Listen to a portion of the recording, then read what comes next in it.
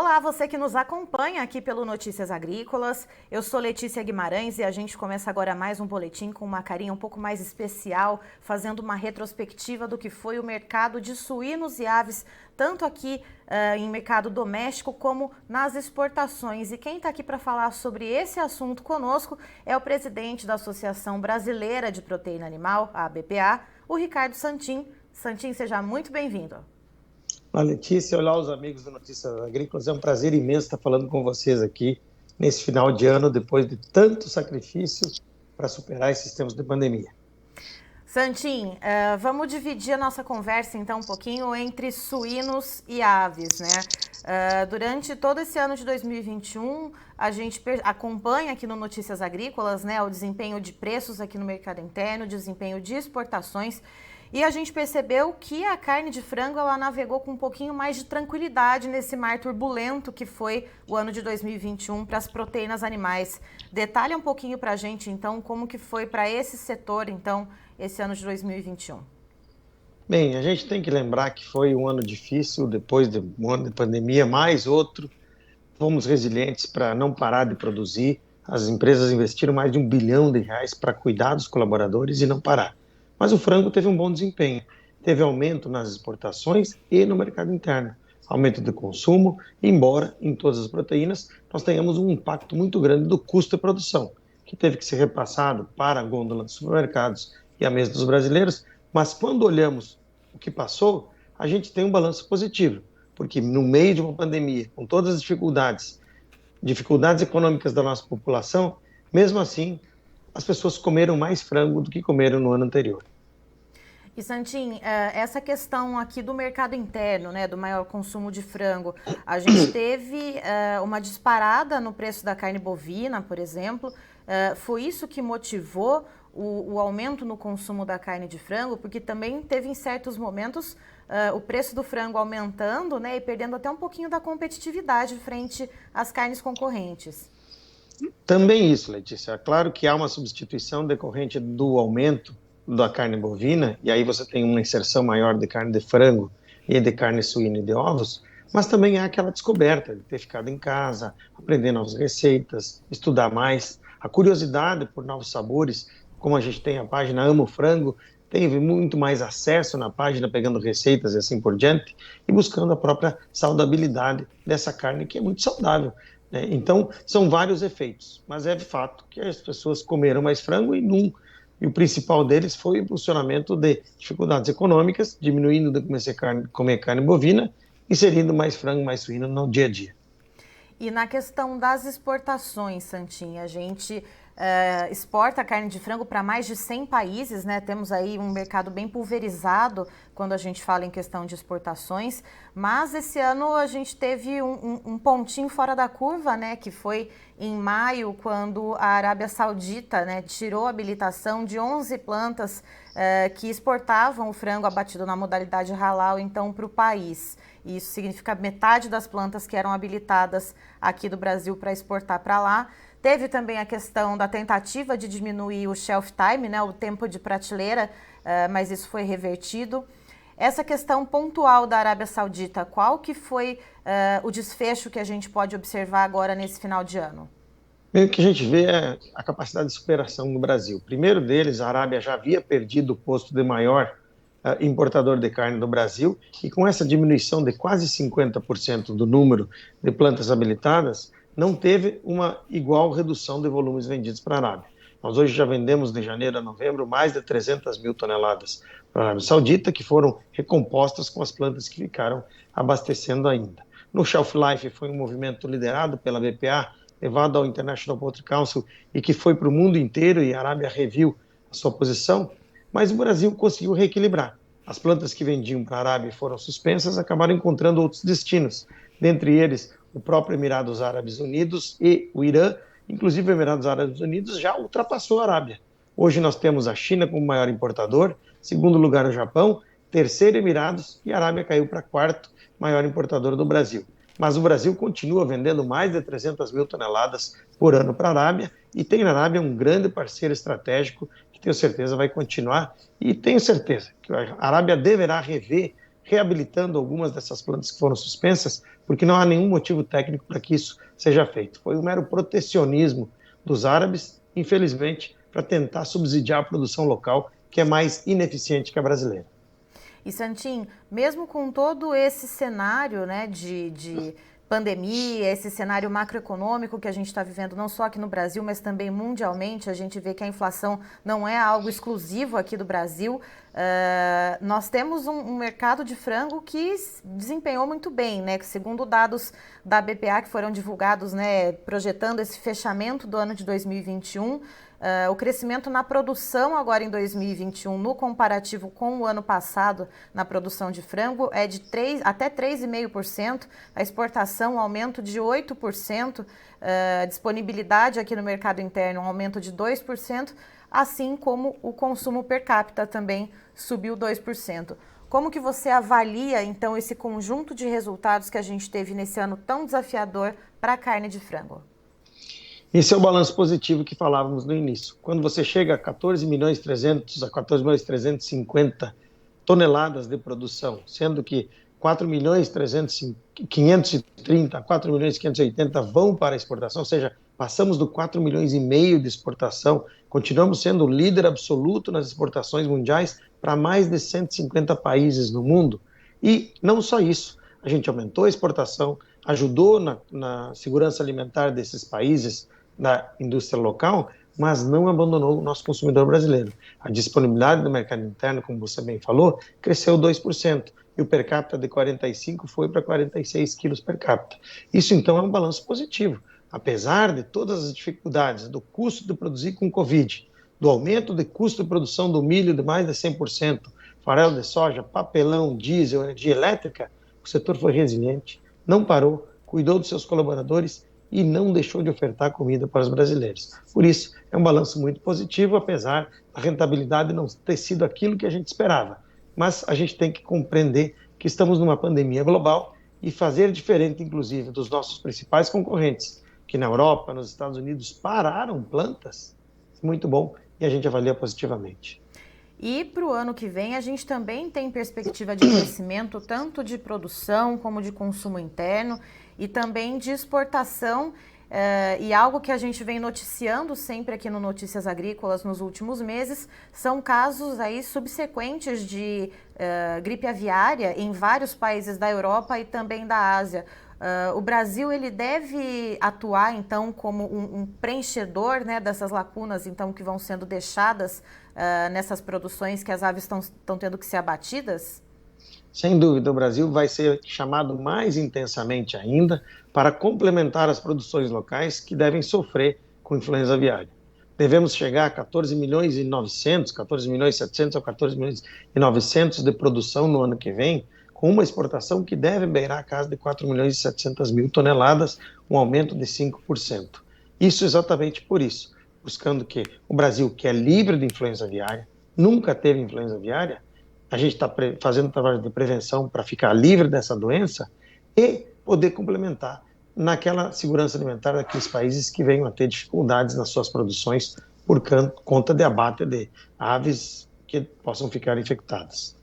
E passando a falar um pouquinho sobre a carne suína, Santinha, a gente sabe que a situação, principalmente quando a gente fala de mercado externo, é bem diferente da carne de frango. A gente tem uma dependência muito grande da China, né, quando se fala em exportação, e percebemos que depois daquele caos todo que foi aquele boom da peste suína africana na China e em outros países da Ásia também, agora a China vem pouco a pouco se recuperando, né, ainda com o vírus presente no país e também nos arredores, mas a gente já vê um outro cenário do que aquele que a gente viu em 2019, 2020. Como que a gente pode, então, pensar como foram as exportações nesse ano e o que a gente pode projetar para o ano que vem, se a China vai estar mais presente ou menos presente no mercado? Foi muito positivo em termos de volume. Tanto em frango como ovo e suíno, a gente bateu recordes históricos. Superamos o recorde de 1 milhão de toneladas exportadas no ano passado, agora de janeiro a novembro.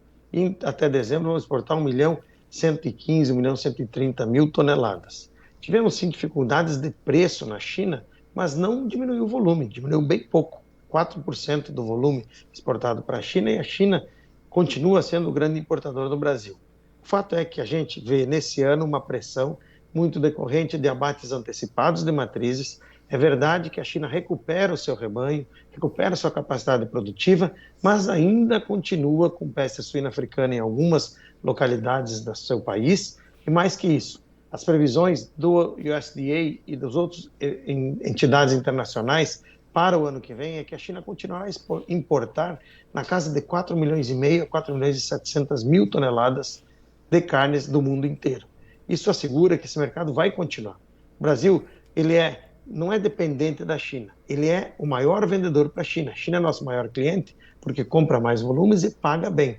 Agora está entrando mais 100 mil toneladas de cota para vender para a Rússia, o que deve mitigar esse perfil de dependência da China. Nós trabalhamos também para buscar a abertura do mercado do Canadá, para reforçar esses mercados na América Latina, mas a certeza é que para o ano que vem, tanto em produção como em exportação, a suinocultura também vai continuar a crescer. Devemos crescer quase 7% nas exportações, chegando a 1 milhão e 200 mil toneladas exportadas em 2022 e prevendo um crescimento de 4% na produção, algo de 4 milhões e 800, 4 milhões e 850 de produção, levando uma disponibilidade do mercado interno a 3.600, 3.700 mil toneladas, que vai crescer. Pela primeira vez, a gente vai chegar a 17 quilos per capita no consumo do mercado interno, o que é uma grande evolução, já que o suíno andava muito lateralmente no seu consumo per capita, na casa dos 14, dos 15 quilos. Esse ano foi para 16 e ano que vem esperamos alcançar os 17 quilos per capita. E Santin, você comentou no início da nossa conversa aqui um pouco sobre os custos de produção.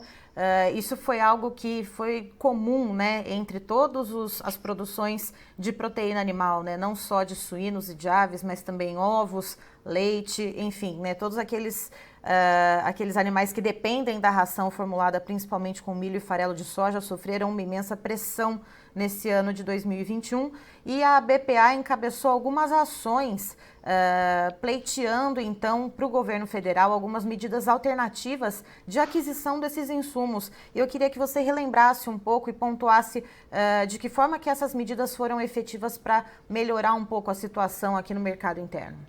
O que melhorou é que as medidas ajudaram para não aumentar o processo especulativo que infelizmente a gente viu no ano passado. Se dizia que ia exportar 35 milhões de toneladas e hoje a gente vê que não vai exportar nem 18 milhões de toneladas. O estoque de passagem que vai ficar no Brasil esse ano vai ser na casa de 10 milhões de toneladas, o mesmo que teve em 2019 e 2020, em 2018, aliás. Então a gente vê que isso ajudou muito, porque quando havia um processo especulativo, o produtor brasileiro tinha a alternativa de buscar importar no Mercosul sem a cobrança de PIS/COFINS e fora do Mercosul sem o pagamento da tarifa de importação. Essas alternativas agora estão sendo solicitadas ao governo para que sejam estendidas até a metade do ano, quando chega a nova segunda safra brasileira, chamada safrinha, que vai ser boa e que é uma previsão de mais de 115 milhões de toneladas pela Conab ao final do processo todo de plantio e safra e colheita. Então, a gente está pedindo ao governo que tire a TEC, mantenha a TEC, estenda isso até a metade do ano que vem e também a PIS/COFINS. E Santin, com esse pedido, né, de extensão da isenção desses tributos, isso significa que a gente tem um horizonte até a entrada da safrinha no ano que vem de custos sendo mantidos em patamares altos. É isso que é possível deduzir? Sim, a gente tem a noção de que o preço não vai voltar naqueles preços de final do ano passado. Isso é uma coisa que foi muito especulativa, mas também não vai baixar muito mais. O nosso produtor agora, que já vai plantar a safra agora de verão, planta com custos mais altos. Então ele vai ficar em patamares superiores, não vai faltar milho, como a ministra já falou no ano passado, o estoque de passagem saindo de 10 milhões e a chegada da safra agora de verão, além da inserção dos cereais de inverno em algumas formulações de ração e também a importação, que saiu de 1 milhão e pouco para quase 3 milhões de toneladas, vai fazer com que a gente ande com milho suficiente até a chegada da safra do ano que vem, mas também não vai ter um excesso de oferta de milho que possa baixar o preço. A gente entende, como você bem falou, estabilidade em patamares superiores ao que costumava ser no passado.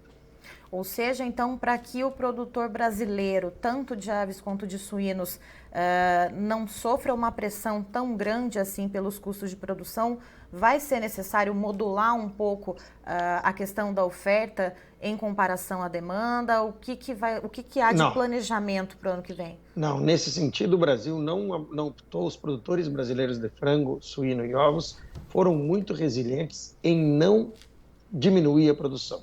Nós crescemos a produção de aves de suíno e de ovos em 19, em 20 e vamos em 21 e continuamos a crescer em 2022 também, para que exatamente não falte produto na mesa dos brasileiros. Mesmo que em alguns casos tenhamos que produzir até com margens negativas, foi o que aconteceu o ano de 2021, mas está sim já alinhado para o ano de 2022 que não vai faltar milho, que não vai ter esse processo especulativo, e o que está acontecendo é que as empresas já se adiantaram nas compras. Já se adiantaram nas compras e vão garantir uma estabilidade de produção até a chegada da nova safra, segunda safra brasileira. Certo, Santin, muito obrigada pelas suas informações, muito obrigada por ter estado presente aqui conosco no Notícias Agrícolas durante todo esse ano, trazendo essas informações sobre como que está o andamento desses mercados que são tão importantes para o Brasil, tanto para a alimentação da população brasileira, quanto também na exportação, na alimentação de outras famílias mundo afora. Muito obrigada. Obrigado, Letícia, obrigado a você pela oportunidade, pela parceria, pelo canal sempre aberto aí, com Notícias Agrícolas, levando informação para os nossos produtores e para os nossos consumidores também. Que Deus abençoe todas as famílias, com um Feliz Natal, um bom Ano Novo, e que o ano que vem a gente possa estar junto também, vendo resultados muito melhores e trazendo renda para o nosso produtor e para o nosso país. Estivemos aqui, portanto, com o Ricardo Santin, que é presidente da Associação Brasileira de Proteína Animal, a ABPA, nos trazendo, portanto, um retrospecto de como que foi o ano de 2021, tanto para o setor de suínos quanto de aves.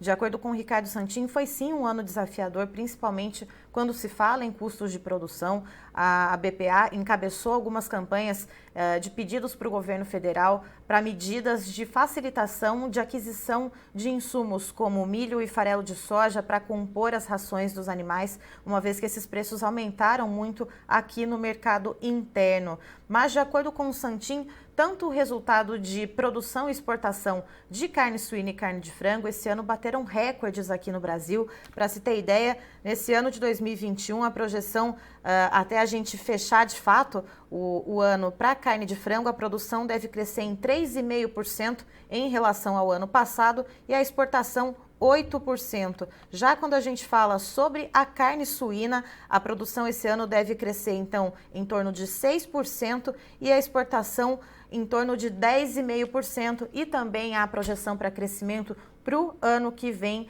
mesmo com a gente pensando no jogo, né, do mercado externo, pensando com a China recompondo o seu plantel de suínos, mas ainda tendo casos de peste suína africana ativos no país e em outros países ali também na Ásia. E falando em carne de frango, nós temos noticiado aqui no Notícias Agrícolas muitos casos de gripe aviária em países da Ásia e também da Europa, e segundo o Santin, isso para o ano que vem vai ser um momento de oportunidade aqui para a avicultura brasileira. Eu encerro por aqui, mas eu queria deixar a todos vocês votos de boas festas e que o ano de 2022 seja de muita saúde a todos e muito trabalho. Até mais. Se inscreva em nossas mídias sociais. No Facebook, Notícias Agrícolas. No Instagram, @Notícias Agrícolas. E em nosso Twitter, @Norteagri. E para não perder nenhum vídeo, não se esqueça de nos acompanhar no YouTube e na Twitch, Notícias Agrícolas Oficial.